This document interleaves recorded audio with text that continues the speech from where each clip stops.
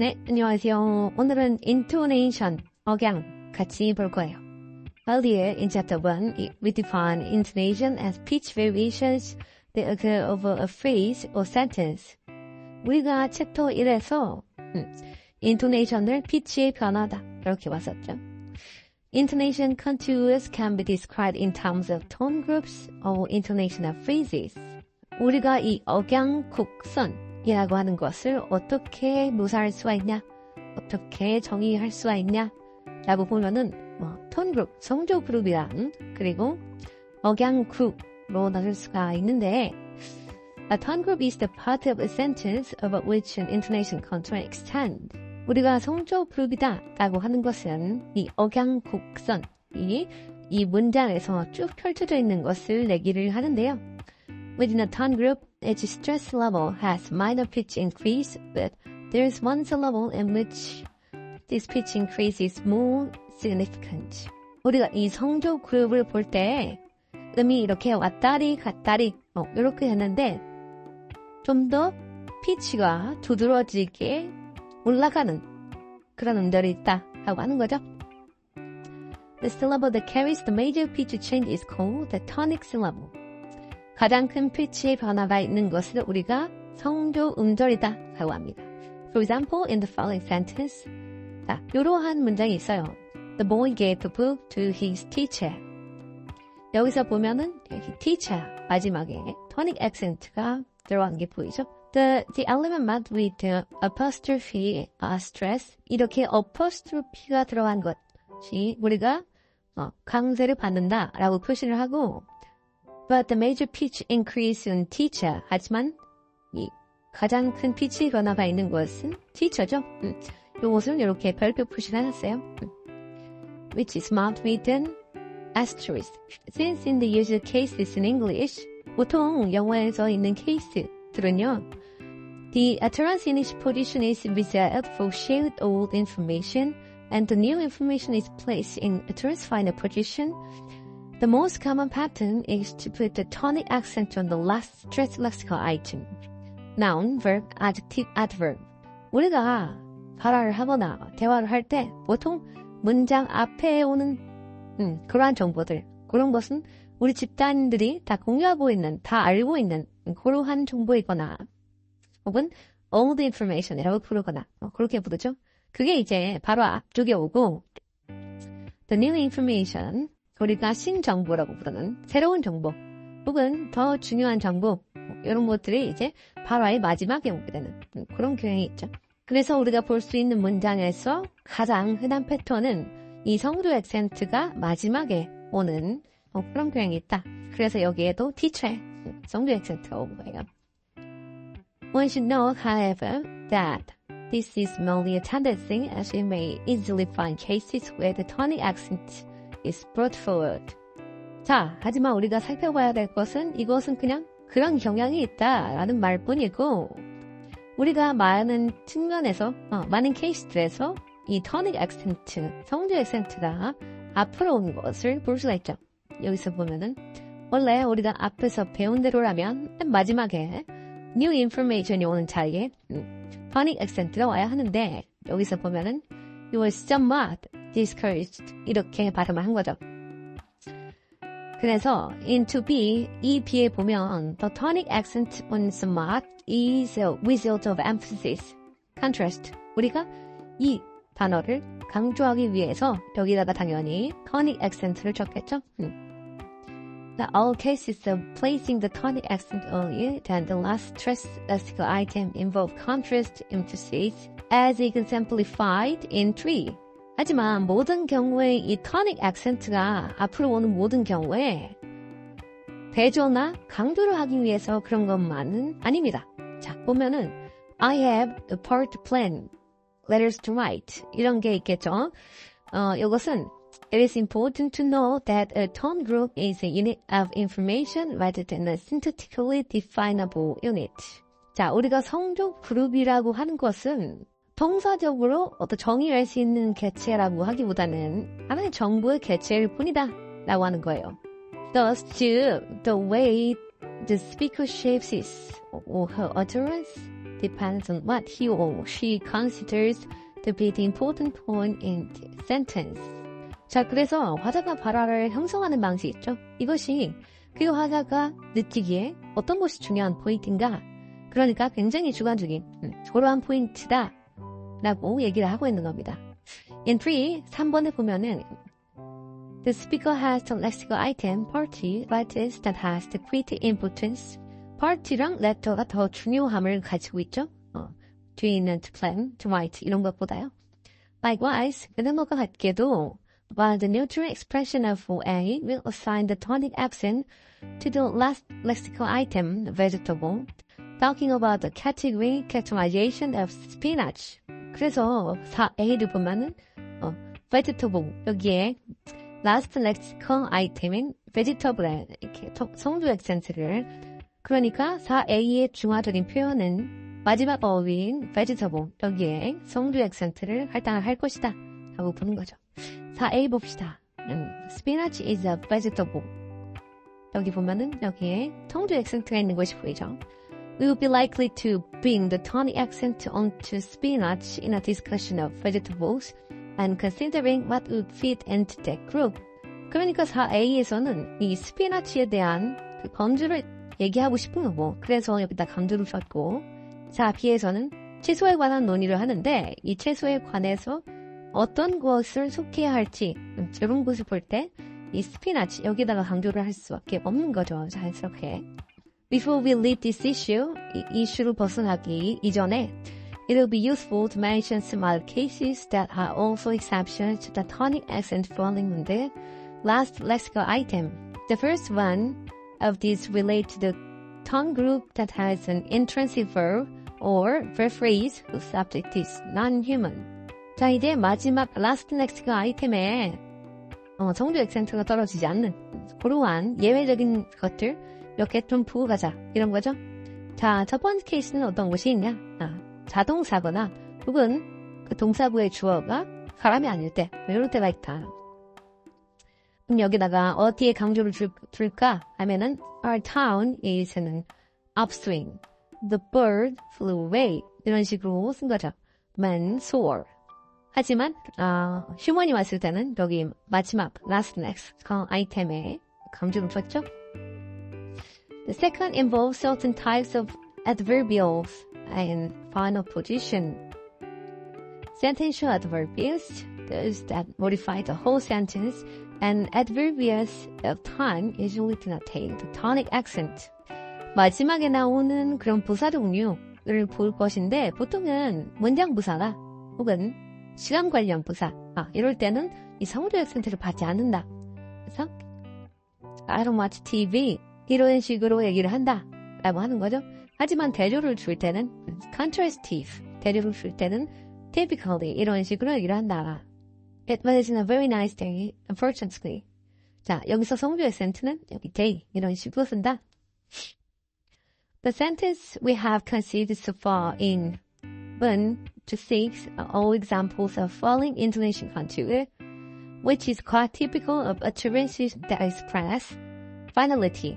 우리가 6번부터 본 예시들은 이 하강한 억양 곡선을 가지고 있었는데 이것은 이 발화에서 매우 흔하게 나타나는 것이고 어떤 종교를 뜻한다 라고 하고 있습니다. It may be useful, however, to make a distinction between full versus low or short fall. A full fall is marked for declaratives while there is clear finality in the statement. There's nothing more to be said. 자, 우리가 나눌 수 있는 것은 낮은 하강 그리고 완전한 하강이 있는데 보통 이 완전한 하강을 쓸 때는 그 진술문에서 완전 종결이 있어서 더 이상 어떠한 말도 할 것이 없을 때 보통은 완전한 하강을 쓴다. 뭐 보면은 지금 보면은 I'm leaving the house right now. 더 할 말이 없다 라고 화자가 느낀 거예요. 매우 주관적인 그런 감정이죠. 그럴 때 this pattern is common in expressing emotional involvement. 자, 그 다음에 표현은 감동을 했을 때 이렇게 fall을 쓴다. 완전한 하강을 쓴다. I'm so glad. 이런 게 있죠. With genuine enthusiasm. 순수한 열정으로. A following category is also typical of WH questions. Questions that start with the WH word such as what, which, where. 우리가 보통 이 하강하는 곡선을 그릴 때는 이 WH 퀘스천을 할 때도 많이 쓴다. 영어 게임 같은 거 많이 해보신 분들은 알겠지만 이 WH 말을 할 때 보통 다 이렇게 끄듬을 올리질 않는 것을 좀 발견한 분들이 있을 거예요. 그래서 어떻게 말을 하냐면 which way did you go? 이런 식으로 얘기를 하죠.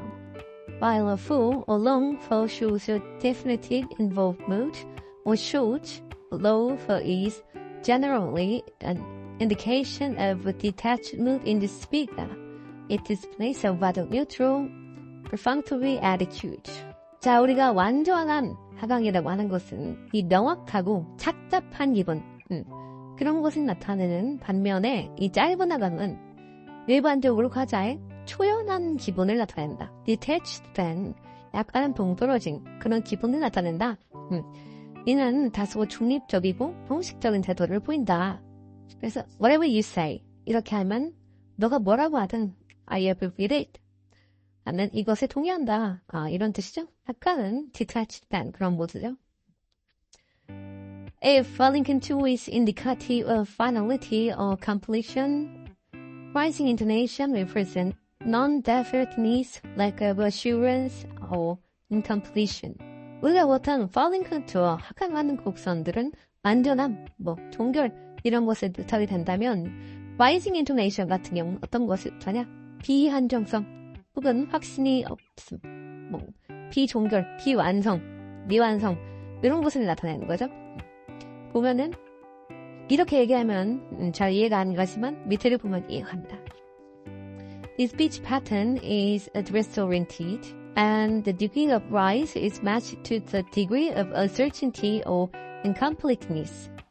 자, 이러한 피치 패턴은 이제 수신인 지향적이다. 그러니까 듣는 사람 위주로 발화를 한다.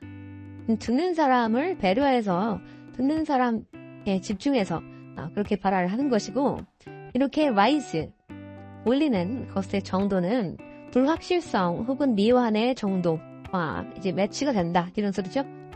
Accordingly, 따라서 we can describe this pattern as 우리는 이렇게 묘사를 할 수가 있는데 high or long rise or low or short rise. 높은 상승 혹은 낮은 상승 이렇게 얘기를 할 수가 있습니다. 자, high or long rise is a more marked pattern which is indicative of an attitude of puzzlement or unbelieving. 높은 상승 패턴은 좀 더 유표적인 그런 패턴인데 이것은 당황하거나 혹은 불신을 하거나 이러한 태도를 나타냅니다. In yes no questions, yes no question에서 typical order or with statement order such as is this a joke? This is a joke. 이렇게 쓰는 경우가 있죠. The speaker has the attitude of asking, are you sure you know what you're saying? Or this is hard to believe. 그래서 당신이 한 말 진심이에요? 이건 진짜 믿기 힘들군요. 이러한 의미를 내포하고 있죠. 이럴 때 high rise를 쓴다는 거고 a low rise, 낮은 상승 같은 경우에는 on the other hand is more common and is used in a variety of situations. 다양한 상황에서 쓸 수 있고 이것이 꽤 흔하죠. 자, yes question 한번 봅시다. As your uncle left already, your uncle has left already. 이런 식으로 직접 yes question 궁금해서 물어본 거죠. 그 다음에 echo questions such as where will I work? I haven't thought of that yet. 자, echo question 자기가 말하고 저희가 대답하는 거죠. 여기서도 마찬가지고 repetition questions such as what are you reading? I haven't heard you. 자, 이제 반복 의문문에서 이렇게 쓰이고 Not that this is different from 9, where the question is information seeking. 자, 이 의문문이 9번과는 다르다는 것을 좀 주목을 해야 되는데요. 9번은 정보를 추구하는 그런 의문문입니다. 한번 볼까요? Which way did you go? 이것은 정보를 찾고 있죠. Open choice altered questions such as 이제 개방 선택 대한 의문문이라고 Would you like a paper or magazine? 이렇게 다 올려버리는 개방 선택. 또 다른 읽을 것이 있으면 주겠다 이런 소리죠. 네. 페이퍼와 매거진에만 국한되는 것이 아니고 다른 것이 있으면 더 좋겠다 이렇습니다. Note the following contour for the close choice of the T. Paper or magazine 이런 식으로 얘기를 하면은 이 읽을 것이 이 두 개밖에 없다 이런 소리죠. 다음에 certain type questions that signal uncertainty such as She usually comes at 10, doesn't she? 이제 불확실을 나타내는 두 가지 문문에서 쓸 수도 있죠. 자, She usually comes at 10, doesn't she? 이렇게 얘기를 하면은 그런 거 아닌가? 긴가민가? 모르는 거예요. 모른다는 뜻을 내포하고 있는 거예요. Display rising intonation, however, if the sentence is attached when eliciting agreement or confirmation that it'll end in falling contour. In this case, it is indeed a rhetorical question as no answer is sought. 자, 위의 문장이 상승 억양을 나타내는데 그런데 동의라든지 확답을 이해 문장이 발화된다면 그 문장은 하강 곡선으로 끝날 것이다. 이 경우는 어떠한 대답을 원하는 것도 아니기 때문에 이 발화는 수사적인 문문이 된다. 잘 알고 있는 사실이죠. doesn't she 하면은 그냥 동의를 원하는 약간 rhetorical question, 수사적인 질문 이렇게 되는 거죠. 내리게 되면 그 다음에 items in our list prior to the last item suggest I need to buy a shirt, a jacket, and tie. 마지막에는 내리고 그 전에는 올리고 보통 이렇게 얘기를 많이 하죠. 이럴 때도 rising을 쓰고 questions that display readiness to present some new information such as Do you know when the first kidney transplant was? 자, 이제 그 다음에는 신정보를 제공할 준비가 되어 있음을 표시를 하는 의문문 같은 거 있잖아요. 이렇게 쭉 얘기하고 또 신정보를 제공을 하겠죠. If this is entered as a neutral information seeking question, it'll end in falling pitch. 만약에 information seeking, 그러니까 정보 추구, 진짜 정보를 알고 싶은 그런 의문문이라면은 이렇게 하강하는 pitch로 나타날 것이다. 라고 하는 겁니다. Other than the falling and rising intonation discussed so far, there are two other patterns that are combinatory. A falling rising intonation is indicative of an agreement with reservation. 자, 지금까지 논의해온 하강, 그리고 상승, 억양 이외에도 이 둘을 조합한 다른 패턴이 있는데요. Falling rising intonation이라고 이것은 보통 약간의 거리낌을 가지고 동의하는 것을 얘기를 하는 겁니다. You can do it the way. 이런 식으로 얘기를 하는 거죠. The speaker accepts that it can be done the way the hearer suggested and at the same time expressing some reservation or hesitation. I don't think you should. 정자가 제안한 방식을 이제 받아들일 수 있다라는 것을 얘기하는데 약간의 거리낌이 있는 거죠. I don't think you should. 이런 식으로요. The opposite, rising falling intonation, which is the dramatic equivalent of a simple verb, reveals strong feelings of approval or disapproval. 이게 상승 하강 억양은 강한 찬성이나 혹은 불만을 나타내는 것이다 라고 하는 거죠. You can't do that. That's wonderful. 이렇게 That's wonderful. You can't do that. 이런 식으로 얘기를 하는 거죠. Finally, mention should be made of level intonation, which marks a bold or sarcastic attitude. 자, 이제 수평 억양에 대해서도 얘기를 해야 되는데요. 약간은 지루하거나 혹은 비꼬는 듯한 그러한 태도를 얘기를 하는 거죠.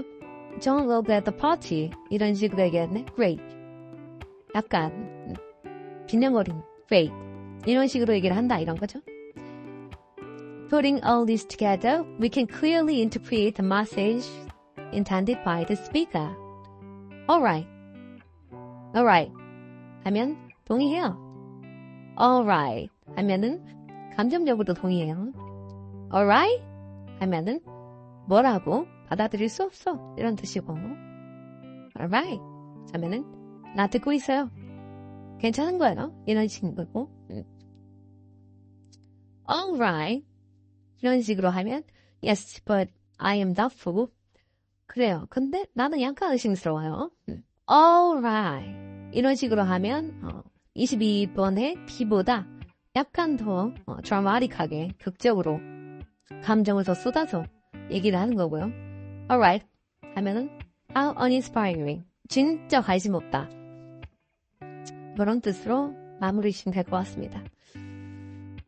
자, 여기까지 잘 봤고요. 다음 시간에 볼 것은 variations among the varieties. 영어 변종들 사이 간의 변이를 보면 될 것 같네요. 이번에는 약간 헷갈려서 좀 찍는다고 흘렸습니다. 그럼 다음 시간에 봐요. 안녕.